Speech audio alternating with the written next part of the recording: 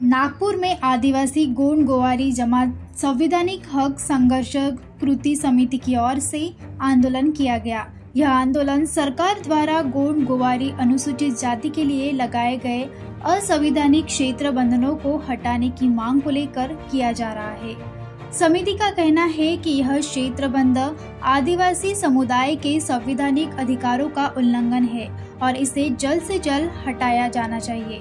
इस आंदोलन में प्रकाश आंबेडकर ने कहा कि महाराष्ट्र के आदिवासी समुदाय को एकजुट करने की प्रतिक्रिया शुरू हो गई है। उन्होंने एसटी कर्मचारियों के मुद्दे पर भी अपनी प्रतिक्रिया व्यक्त की है और आदिवासी समुदाय के समर्थन में अपनी आवाज बुलंद की है। महाराष्ट्रामधल्या आदिवासींना एकत्र करण्याची प्रक्रिया ही सुरुवात झालेली आहे। 2 बैठका झालेल्या आहेत।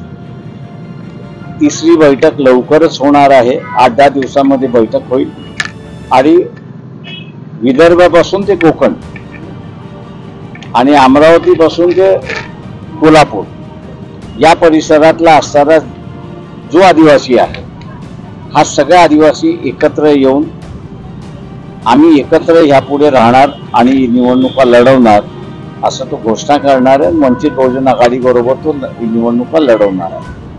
त्याच्यामुळे असणारं जे आदिवासींचं डिवाइड करून जे राजकारण चाललं होतं ते यावेळेस होणार नाही।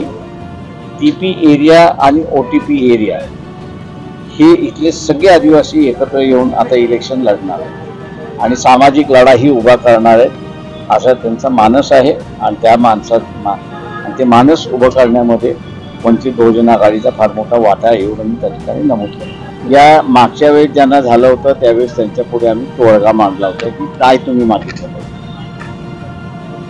पण एसटी कामगारांना तो तोडगाच मान्य नाही।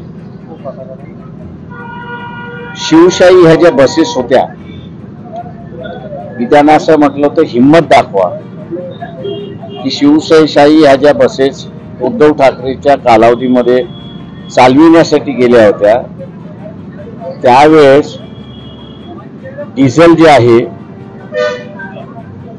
हे 56 रुपये आणि त्याच्या वरती झालं तर एसटी महामंडळ भरेल असा जो करारनामा झाला। मी म्हटलं त्याच्या विरोधात तुम्ही असा आवाज उठवा। म्हणजे आज ज्या शिवशाही बसेस आहेत डिझेल आहे 90 रुपये, मालक फक्त 56 भरतो, उरलेला एसटी महामंडळ भरते, त्याचं बजेट किती आहे ते सांगा आणि तिकीट जो आहे तो पूर्ण दर त्या मालकाला भेटतोय। कामगार आपल्या अधिकारासाठी एसटी महामंडळामध्ये चाललेलं करप्शन हे जर बाहेर काढत नसतील त्यांच्याच नोकऱ्यांवरती असताना गदा येणार।